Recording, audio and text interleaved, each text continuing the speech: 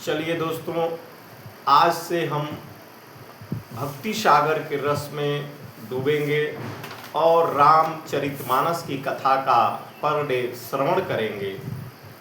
इसी क्रम में बोलिए प्रेम से श्री रामचंद्र भगवान की जय।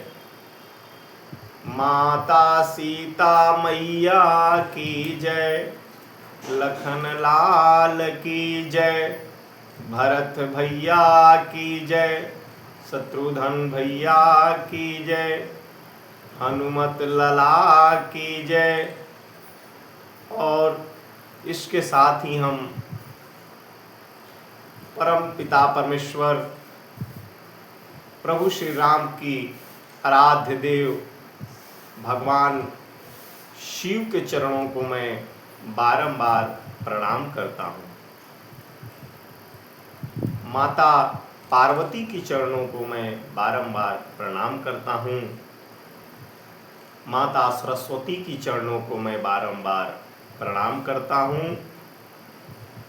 श्री गणेश भगवान के चरणों को मैं बारंबार प्रणाम करता हूँ। चलिए दोस्तों, शुरू करते हैं।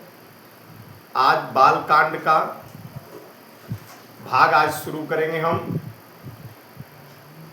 भाग छोट अभिलाष बड़, करऊँ एक विश्वास, अपहि सुख सुनि सुजन सब, खल कहीं उपहास। सीताराम सीताराम सीताराम कहिए, जाहि विधि राखे राम ताहि विधि रहिए। हे प्रभु, मेरा भाग्य बहुत छोटा है, लेकिन मेरी इच्छा बहुत बड़ी है। भाग छोट अभिलाष बड़, प्रभु मेरा भाग्य बहुत छोटा है, लेकिन इच्छा बहुत बड़ी है। परंतु मुझे एक विश्वास भी है कि आप इसे सुनकर सज्जन सभी सुख पावेंगे। रामचरितमानस की कथा को सुनने के बाद सभी सज्जन अत्यंत सुख पाते हैं, और दुष्ट जो है इसके विपरीत में इस कथा को जो कहता है और जो दुष्ट सुनता है तो वह हंसी भी उड़ाता है। खल परिहास हो यही तमोन मोगा, काक कहीं कल कंठ कठोरा, हंसही बक दादुर चात कही, हंसही मलिन खल बिमल बदल कही। किंतु दुष्टों के हंसने से मेरा हित ही होगा। तुलसीदास बाबा जी कहते हैं कि इस कथा को जब मैं कहूँगा और दुष्ट सुनेंगे तो वो हंसेंगे, तो दुष्टों के हंसने से भी मेरा हित ही होगा। मधुर कंठ वाली कोयल को कौवे तो कठोर ही कहा करते हैं, जैसे बगुले हंस को और मेढक पपीहे को देख के हंसता है, वैसे ही मलिन मन वाले दुष्ट निर्मल वाणी को सुन करके हंसते हैं। कबित रसिक न राम पद नेहु, तिन्ह कह सुखद हास रसएहु, भाषा भनिति भोरी मति मोरी, हंसिबे जोग हंसे नहीं खोरी। जो न तो कविता के रसिक हैं, बाबा कहते हैं जो कविता के रसिक नहीं हैं, और न जिनका श्री रामचंद्र जी के चरणों में अनुराग है, उनके लिए भी यह कविता सुखद हाथ रस का काम ही करेगी। प्रथम तो यह भाषा की रचना है, दूसरे मेरे बुद्धि भोली है, मेरी बुद्धि भोली है, इससे यह हंसने योग्य ही है, हंसने में उन्हें कोई दोष नहीं होगा। बाबा तुलसीदास जी कहते हैं यदि कोई दुष्ट हंसता है तो भी हंसने में कोई उसे दोष नहीं लगेगा। प्रभु पद प्रीति न सामुझनी की, तिन्हि कथा सुनि लागी फीकी। हरिहर पद रतिमति न कुतर की, तिन्ह कहूँ मधुर कथा रघुबर की। जिन्हें न तो प्रभु के चरणों में प्रेम है और न उन्हें अच्छी समझ है, उनको यह कथा सुनने में फीकी ही लगेगी। जिसकी श्री हरि भगवान विष्णु और श्री हर भगवान शिव को ही हर कहा गया है, इसीलिए हर हर महादेव कहा जाता है। भगवान शिव को ही हर कहा गया है कि चरणों में प्रीति है और जिनकी बुद्धि कुतर्क करने वाली नहीं है, जो श्री हरि हर में भेद की या ऊंच नीच की कल्पना नहीं करते हैं, उन्हें श्री रघुनाथ जी की यह कथा सदैव मीठी ही लगती है। राम भगति भूषित जिय जानी, सुनी है सुजन सराहि सुबानी। कवि न होवु रहि बचन प्रवीणु, सकल कला सब विद्याहीनु। सज्जनगण इस कथा को अपने जी में श्री राम जी की भक्ति से भूषित जानकर सुंदर वाणी से सराहना करेंगे। राम जी की कथा को जो सुनता है वह सुंदर वाणी से सराहना करता है और वह सराहना करते हुए ही सुनता है। मैं न तो कवि हूँ, न वाक्य रचना में ही कुशल हूँ, मैं तो सब कलाओं तथा सब विद्याओं से रहित हूँ। देखिए भगवान तुलसीदास जी की कितनी विशेषता है कि इतना प्रसंग वह दुष्टों के लिए गाते हैं। आखर अरब अलंकृत नाना, छेद प्रबंध अनेक विधाना। भाव भेद रस भेद अपारा, कावित दोष गुण विविध प्रकारा। कवित विवेक एक नहीं मोरे, सत्य कहूँ लिख कागद कोरे। नाना प्रकार के अक्षर, अर्थ और अलंकार, अनेक प्रकार की छंद रचना, भावों और रसों के अपार भेद और कविता के भांति भांति के गुण दोष होते हैं। इनमें से काव्य संबंधी एक भी बात का ज्ञान मुझ में नहीं है, यह मैं कोरे कागज पर लिखकर सत्य सत्य कहता हूँ। भनिति मोरि सब गुण रहित, विश्व विदित गुण एक। सो विचारि सुनि हैं सुमति, जिनके विमल विवेक। सीताराम सीताराम सीताराम सीताराम। मेरी रचना सब गुणों से रहित है, इसमें बस जगत प्रसिद्ध एक ही गुण है। उसे विचार कर अच्छी बुद्धि वाले पुरुष जिनके निर्मल ज्ञान है वह इस कथा को सुनेंगे। यही मह रघुपति नाम उदारा, यति पावन पुराण श्रुति सारा। मंगल भवन अमंगल हारी, उमा सहित जेहि जपत पुरारी। उमा सहित जेहि जपत पुरारी। इसमें श्री रघुनाथ जी का उदार नाम है जो अत्यंत पवित्र है, वेद पुराणों का सार है, कल्याण का भवन है और अमंगल को हरने वाला है। अमंगलहारी, जिसे पार्वती जी सहित भगवान शिव जी को सदा भाता है और माता पार्वती सहित शिव जी सदा इसी नाम का जप करते हैं।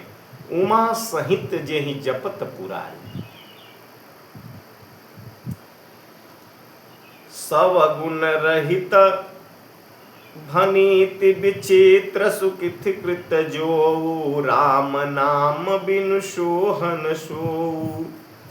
विधुवननी सब भांति समारी, सोन बसन बिना बर नारी। बाबा कहते हैं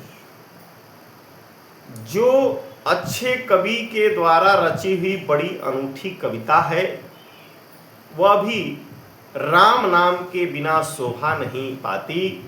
जैसे चंद्रमा के समान सुख वाली सुंदर स्त्री सब प्रकार से सुसज्जित होने पर भी वस्त्र के बिना शोभा नहीं देती है। सब गुण रहित कुकपि कृत बानी, राम नाम जस अंकित जानी। सादर कहाई सुनहि बुध ताहि, मधुकर सरिस संत गुण ग्राही। इसके विपरीत कूक बुद्धि से रची हुई सब गुणों से रहित कविता को भी राम के नाम एवं यश में अंकित जानकर बुद्धिमान लोग आदर पूर्वक कहते और सुनते हैं, क्योंकि संत जन भौरे की भांति गुणों को ही ग्रहण करते हैं। जिस प्रकार से भौरा पुष्प पर मडराते हुए पुष्प के रस को ही लेता है, अन्य चीज को वह नहीं लेता है, उसी प्रकार संत जन इस कथा के गुणों का ही श्रवण करते हैं। यद्यपि कवित रस ये कहूँ नाही, राम प्रताप प्रगट यहि माही। सोई भरोस मोर मन आवा, केहि न सुरंग बड़प्पन पावा। यद्यपि मेरी इस रचना में कविता का एक भी रस नहीं है, तथापि इसमें श्री राम जी का प्रताप प्रकट है। मेरे मन में यही एक भरोसा है, भले संग से भला किंतु बड़प्पन नहीं पाता है। धूमौ तजई सहज करुआई, अगरु प्रसंग सुगंध बसाई। भरिति भदेश वस्तु भली करनी, राम कथा जग मंगल करनी। धुआं भी आग के संग से सुगंधित होकर अपने स्वाभाविक कड़वेपन को छोड़ देता है। देखे होंगे जब पहले तो धुआं किसी भी लकड़ी किसी भी पदार्थ को जलाने से तो पहले धुआं ही निकलता है, लेकिन जैसे ही उसमें से आग की ज्वाला प्रज्वलित होती है, धुआं अपने आप को धीरे धीरे समाप्त कर उस आग के प्रज्वलन में समा जाता है। उसी प्रकार मेरी कविता अवश्य भद्दी है, परंतु इसमें जगत का कल्याण करने वाली राम कथा रूपी उत्तम वस्तु का इसमें वर्णन किया गया है। मंगल करनी कलिमल हरनी, तुलसी कथा रघुनाथ की। गति कूर कविता सरित की, ज्यों सरित पावन पाथ की। प्रभु सुजस संगति भनति भली, होहि सुजन मान भामनी। भवयंग भूति मसान की, सुमिरत सुहावनी पावनी। तुलसीदास जी कहते हैं कि श्री रघुनाथ जी का कथा कल्याण करने वाली और कलयुग के पापों को हरने वाली होती है। मेरी इस भद्दी कविता रूपी नदी की चाल पवित्र जल वाली नदी गंगा जी की चाल की भांति टेढ़ी है, परंतु प्रभु श्री रघुनाथ जी के सुंदर यश के संग से यह कविता सुंदर तथा सज्जनों के मन को भाने वाली ही है। शमशान की अपवित्र राख भी श्री महादेव जी के अंग के संग सुहावनी हो जाती है और स्मरण करते ही पवित्र करने वाली हो जाती है। प्रिय लागहि अति सबहिमं भनिति राम जसि संग दारु विचारु की करई को बंदी अमलय प्रसंग श्याम सुरभि पय विशद यदि गुणद करहि सब पान गिरा ग्राम सिय राम जस गावहि सुनहि सुजान। सीताराम सीताराम सीताराम सीताराम। श्री राम जी के यश के संग से मेरी कविता सभी को अत्यंत प्रिय लगेगी। जैसे मलय पर्वत के संग से काष्ठ मात्र चंदन बनकर वंदनीय हो जाता है। एक मलय पर्वत है, मलय पर्वत पर जो काष्ठ माने लकड़ी का संग जब वो मलय पर्वत पाता है तो वह चंदन का रूप धारण कर लेता है।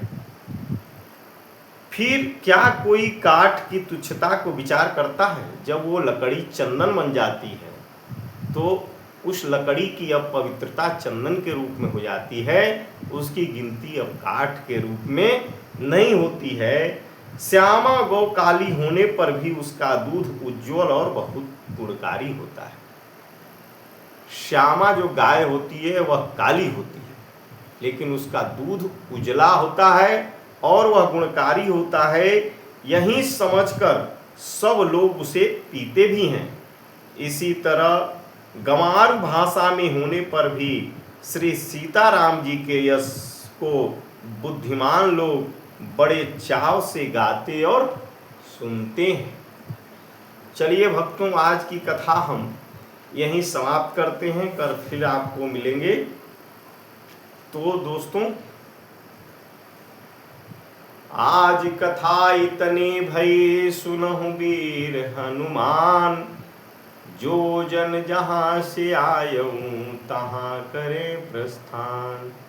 श्री राम जय जय राम, श्री राम जय जय राम। जय जय विघ्न हरण हनुमान। प्रेम से बोलिए प्रभु श्री रामचंद्र की जय, रामचरित भगवान की जय, तुलसीदास बाबा की जय। जय जय सीताराम।